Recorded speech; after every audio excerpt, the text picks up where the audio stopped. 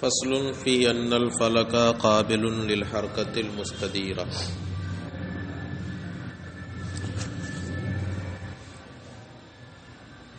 اس فصل کے اندر تین چیزوں کا اثبات مقصود ہے، تین چیزوں کو ثابت کریں گے۔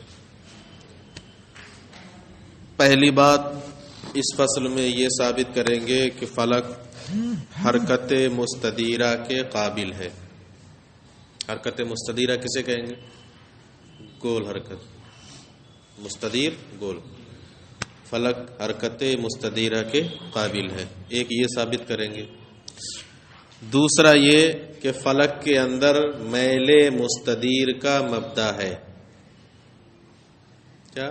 میل مستدیر کا مبدا ہے، دوسرا دعویٰ۔ تیسرا یہ ثابت کریں گے کہ اس کی طبیعت میں میل مستقیم کا مبدا نہیں ہے۔ ٹھیک ہے، ایک ایک کر کے وہ ہر ایک کو ثابت کرتے ہیں۔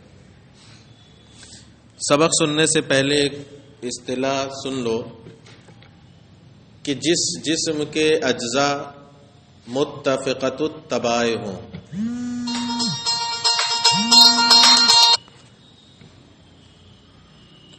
جس جسم کے اجزاء متفقۃ الطباع ہوں، وہ کسی خاص وضع یا کسی خاص جگہ کی کوشش نہیں کرتے، تقاضا نہیں کرتے۔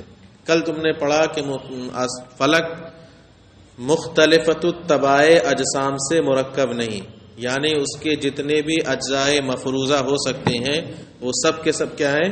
آپس میں متفقۃ الطباع۔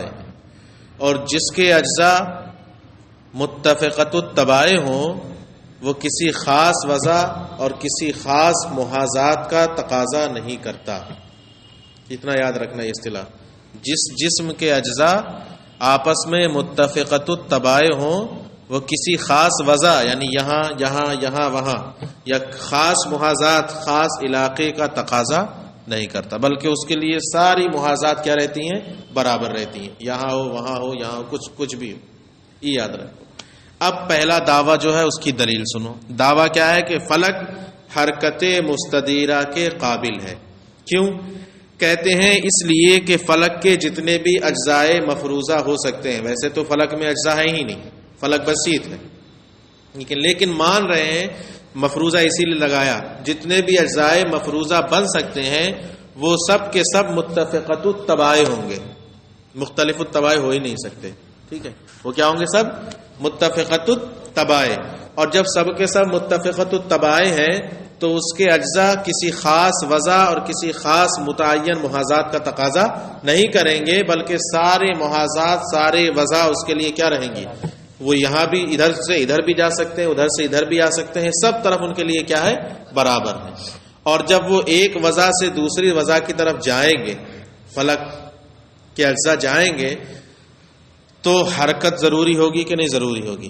بغیر حرکت کے ایک وضع سے دوسری وضع کی طرف جا سکتے ہیں؟ جا ہی نہیں سکتے۔ اب ساری وضعیں فلک کے اجزاء کے لیے کیا ہے؟ برابر ہیں، وہ چاہے اس میں ہو، چاہے اس وضع میں ہو، چاہے جس میں چاہے آنا جانا ہو سکتا ہے۔ کیوں؟ کیونکہ سب متفقۃ الطباع ہیں، ساری وضعیں ان کے لیے کیا ہیں؟ برابر ہیں۔ تو ایک وضع سے دوسری وضع میں جانا اس کے اجزاء کے لیے ممکن رہے گا، اور جب ایک وضع سے دوسری وضع میں جانا ممکن ہے تو یہ جانا کس کے ذریعے ہوگا؟ حرکت کے ذریعے یا بغیر حرکت کے؟ حرکت کرے گا تبھی نا۔ اور یہ پیچھے پڑ چکے ہیں کہ فلک کے لیے حرکت مستقیمہ محال ہے، تو کون سی حرکت ہوگی پھر؟ حرکت مستدیرہ ہی ہو سکتی ہے۔ کل ہی پڑھا ہے کہ حرکت مستقیمہ فلک کے لیے محال، تو اب جب اس کے اجزاء ادھر ادھر جائیں گے ایک وضع سے دوسری وضع کی طرف تو کون سی حرکت کریں گے؟ حرکت مستدیرہ ہی کریں گے، لہذا فلک حرکت مستدیرہ کے قابل ہے۔ ایک دعوے کی دلیل سنو۔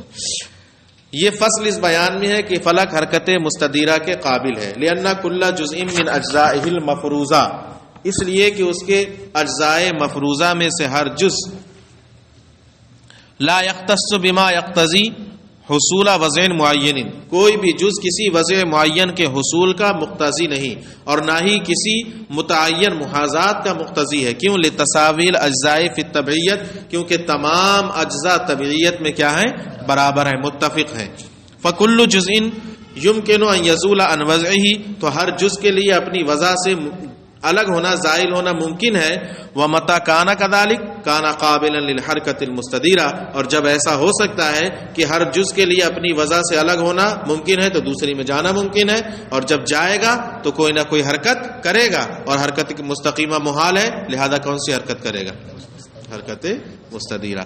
متى كان كذلك، اور جب ایسا ہوگا تو وہ حرکت مستدیرہ کے قابل ہوگا. ایک دلیل. وَنَقُولُ أَيْضًا يَجِبُ أَن يَكُونَ فِيهِ مَبْدَأُ مَيْلٍ مُسْتَدِيرٍ يَتَحَرَّكُ بِهِ وَإِلَّا لَمَا كَانَ قَابِلًا لِلْحَرْكَةِ الْمُسْتَدِيرَةِ لَكِنَّ التَّالِي كَاذِبٌ فَالْمُقَدَّمُ مِثْلُهُ. دوسرا دعویٰ اور اس کی دلیل. دوسرا دعویٰ یہ ہے کہ فلک کے اندر میل مستدیر کا مبدا ہے. جب حرکت مستدیرہ وہ کر رہا ہے تو میل بھی کون سا پایا جائے گا؟ میل مستدیر. پہلے میل کو سمجھ لو. میل کیا چیز ہے؟ میل جسم کی اس کیفیت کا نام ہے جس کی وجہ سے جسم حرکت کرتا ہے. کیا کرتا ہے؟ جس کی وجہ سے جسم حرکت کرتا ہے. تو حرکت کی علت ہے میل. حرکت کی علت کیا ہے؟ اور میل کی علت ہے مبدا. میل کی علت کیا ہے؟ بغیر میل کے کوئی بھی جسم حرکت کر ہی نہیں سکتا. اس کو یاد رکھنا. بغیر میل کے کوئی بھی جسم ہو حرکت کر ہی نہیں سکتا. ہر جسم کے اندر میل ہے، اسی کی وجہ سے وہ حرکت کرتا ہے. اب یہ حرکت جیسے جیسے بڑھتی ہے یا کم ہوتی ہے، یہ میل کا ہی نتیجہ ہوتا ہے. میل زیادہ قوی ہوتا ہے، حرکت اور تیز ہوتی ہے. میل کمزور ہوتا ہے تو حرکت سست ہو جاتی ہے. اس کا احساس کیسے پتہ لگے گا کہ میل ہے کہ نہیں جسم میں بتاؤں. اس کا احساس بھی ہوتا ہے. حرکت کے وقت بھی احساس ہوتا ہے، بغیر حرکت کے بھی احساس ہوتا ہے. ایک ڈھیلا اکاٹ کے اوپر پھینکو اور جب وہ واپس آئے ہاتھ لگا لو ایسے اور ٹچ کرتا ہوا وہ جائے تو ہاتھ پر کچھ احساس ہوگا کہ نہیں ہوگا؟ کیا احساس ہوگا بتاؤ؟ درد کا ہی احساس ہوگا، لیکن ساتھ ساتھ یہ بھی پتہ لگے گا کوئی چیز بہت تیزی سے ایسی ہے جو نیچے جانا چاہ رہی ہے، ہاتھ پہ ٹکرائی. سمجھ گئے؟ تو یہ جو اثر ہوا یہ کس کی وجہ سے ہوا؟ کہتے ہیں یہ میل کی وجہ سے. اس کو اور آسانی سے سمجھو. موبائل یا کوئی بھی پتھر ہاتھ پہ رکھ لو، ایسے رکھا ہوا ہے، لیکن یہ کچھ چاہ رہا ہے کہ نہیں چاہ رہا ہے؟ کیا چاہ رہا ہے؟ نیچے جانا چاہ رہا ہے. یہ کس کی وجہ سے چاہ رہا ہے؟ اسی میل کی وجہ سے. اسی میل کی وجہ سے جو اس کے اندر موجود ہے، اسی کی وجہ سے یہ چاہ رہا ہے کہاں جاؤں؟ نیچے جاؤں. تو اوپر سے آنے والا ڈھیلا بھی جب ہاتھ میں ٹکرائے گا تب بھی پتہ لگے گا کہ ہاں کوئی چیز ہے جو نیچے جانا چاہ رہی تھی تیزی سے اور اسی نے ہمیں کوئی اثر دیا ہے. یہ کس کی وجہ سے ہو رہا ہے؟ میل کی وجہ سے. تو ہر جسم کے اندر میل ہے، بغیر اس کے حرکت ہو ہی نہیں سکتی. تو حرکت کی علت کیا ہے؟ میل. اور میل کی علت ہے کیا؟ مبدا. ٹھیک ہے؟ تو ہر فلک کے اندر میل مستدیر کا مبدا ہونا ضروری ہے. کیوں؟ کیونکہ اگر میل مستدیر کا مبدا نہیں ہوگا تو حرکت مستدیرہ بھی نہیں ہو سکتی. اور حرکت مستدیرہ کا نہ ہونا باطل ہے تو میل مستدیر کا نہ ہونا بھی کیا رہے گا؟ باطل ہے. یعنی وہ حرکت مستدیرہ کرے گا تو میل مستدیر کا مبدا ہونا بھی ضروری ہے. سمجھ میں آ گیا نا؟ ملاؤ. وَنَقُولُ أَيْضًا، اور ہم یہ بھی کہتے ہیں کہ فلک کے اندر میل مستدیر کا مبدا ہے جس کے ذریعے وہ حرکت کرتا ہے. وَإِلَّا، اگر میل مستدیر کا مبدا نہ ہو، لَمَا كَانَ قَابِلًا لِلْحَرْكَةِ الْمُسْتَدِيرَةِ، تو فلک حرکت مستدیرہ کے قابل ہی نہیں رہے گا. وَلَكِنَّ التَّالِي كَاذِبٌ، لیکن تالی کیا ہے؟ کاذب ہے. یعنی فلک کا حرکت مستدیرہ کے قابل نہ ہونا یہ باطل ہے. فَالْمُقَدَّمُ مِثْلُهُ، تو میل مستدیر کے مبدے کا نہ ہونا بھی کیا رہے گا؟ باطل رہے گا.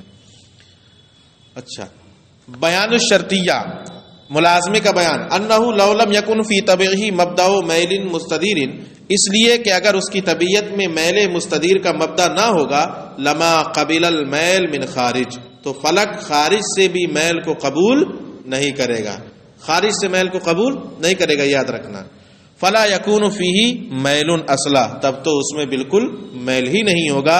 فیمتنع ان یتحرک علی الاستدارہ، تب تو اس کا استدارہ یعنی حرکت مستدیرہ کرنا ہی کیا ہو جائے گا؟ محال ہو جائے گا. اب یہ کہ خارج سے میل کیوں نہیں قبول کرے گا، اس کی دلیل کل پڑھنا. وہ تھوڑی لمبی ہے اس لیے اس کو میں نے آج چھوڑ دیا ہے. پہلے اتنا یاد کر کے سمجھ لو، پھر اس کو کل سمجھو. بس یہاں سے دعوے کی دلیل کل ہوگی. آ گیا کہ ہاں میل ہے، ہر چیز میں میل ہے، بغیر میل کے کوئی بھی جسم حرکت نہیں کرتا ہے۔ اچھا دیکھو اس کا ایک چیز اور، ڈھیلا اوپر پھینکا، یہ بھی یاد رکھو کہ جو میل طبعی ہے، میل طبعی ہے وہ حرکت قصری کرنے سے مانع ہوتا ہے۔ میل طبعی کا مطلب جیسا جسم ہے اسی حساب سے حرکت کرے۔ مثلا بھاری جسم ہے جو نیچے کو حرکت کرنا چاہتا ہے، تو مثلا ڈھیلا وہ کہاں رہنا چاہے گا؟ اس کا میل طبعی اسے کہاں لے جانا چاہے گا؟ نیچے۔ اب اگر اس کو کوئی اوپر کو پھینکتا ہے تو یہ حرکت قصریہ ہے، میں نے پہلے ہی بتائی تھی۔ ڈھیلا اوپر کو پھینک رہے ہیں، کون سی حرکت ہے؟ یہ حرکت، تو حرکت قصری کو میل طبعی روکتا ہے، میل طبعی روکتا۔ اگر میل طبعی نہیں روکتا تو ایک بار ڈھیلا پھینک دیا جاتا تو ختم، آسمان میں جا کے رکے، لیکن واپس آتا ہے نا، کس کی وجہ سے آتا ہے؟ میل طبعی جہاں تک چل پاتی ہے، اور جہاں قابض ہو جاتا ہے میل طبعی وہیں سے واپس لے آتا ہے۔ تو میل طبعی حرکت قصری کے لیے کیا ہوتا ہے؟ مانع ہوتا ہے، اسے روکتا ہے۔ یہ بھی یاد رکھو، انشاءاللہ یہ کل سب فائدہ دے گا کل کے سبق میں۔ تو میل طبعی جو ہوتا ہے یہ حرکت قصری کے لیے کیا ہوتا ہے؟ مانع، روکنے والا ہوتا ہے، اس کو روکتا ہے۔ اور روکنے کے ساتھ ساتھ جیسے جیسے میل بڑھتا ہے ویسے ویسے حرکت بھی کیا ہو جاتی ہے؟ بڑھ جاتی ہے۔ میل کمزور ہوتا ہے تو حرکت بھی کمزور ہوتی ہے۔ یہ سب انشاءاللہ کل پڑھ لو گے بس۔